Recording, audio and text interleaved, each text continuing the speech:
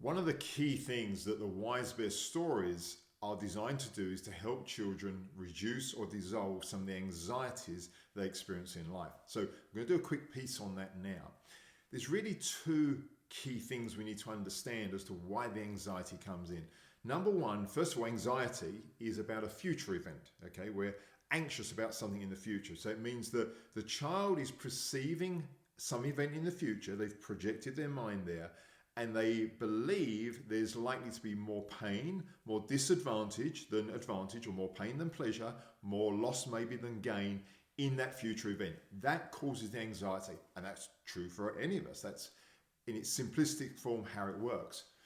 The other factor that often causes anxiety is unrealistic expectations on themselves. In other words, they've projected their mind into the future and they're trying to behave, or they think they need to behave or do something in a certain way that's actually unrealistic. In other words, they're thinking about a sports event and never making a mistake. They're thinking about an exam and they think that they should get every question right. They could be, depending on their skill level, being unrealistic. That unrealistic expectation can cause the anxiety.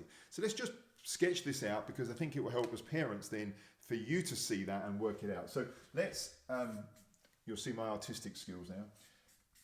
Here's your child, okay? They have projected their mind into the future, okay? And whilst thinking about that future, they are perceiving more pain or disadvantage about that event in the future, okay?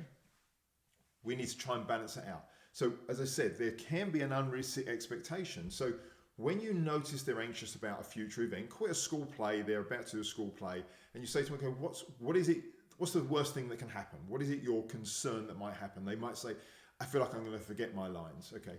Say to them, is it realistic that every time you do a school play that you always get your lines perfect? The moment they can start to create some doubt about this unrealistic expectation, that will reduce the anxiety and calm them down. It could even be worth doing some research on the internet to see famous actors that have fluffed their lines, because then they start to see people do this for a living also make mistakes. That can be a huge effect in reducing their anxiety. The other thing is we can say, okay, let's say, for example, take the example of acting. If you forget your lines, what's the benefit? What's the service to you beginning to be? What are you going to learn from that? Okay, that's harder, but get to them start to think about that. You might say, well, I'll have to improvise.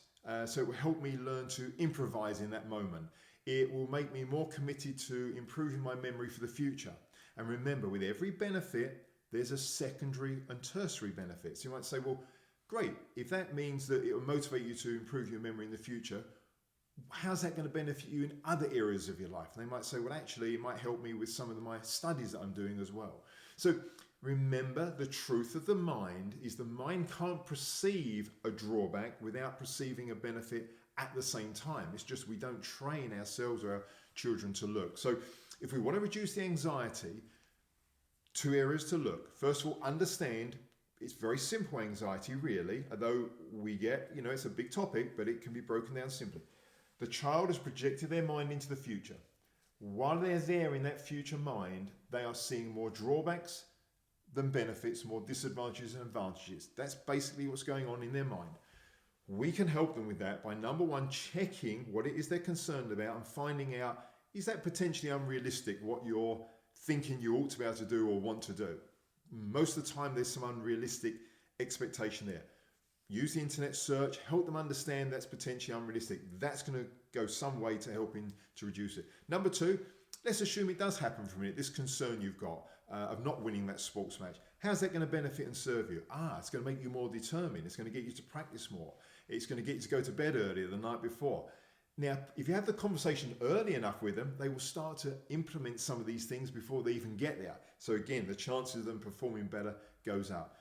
Those two things will go a long way to helping your child reduce their anxiety. So it's a big topic and can be complex. I hope this helps a little bit, but do let me know if there's any questions. If you'd like me to expand on that, leave your questions in your comments and I would love to help further.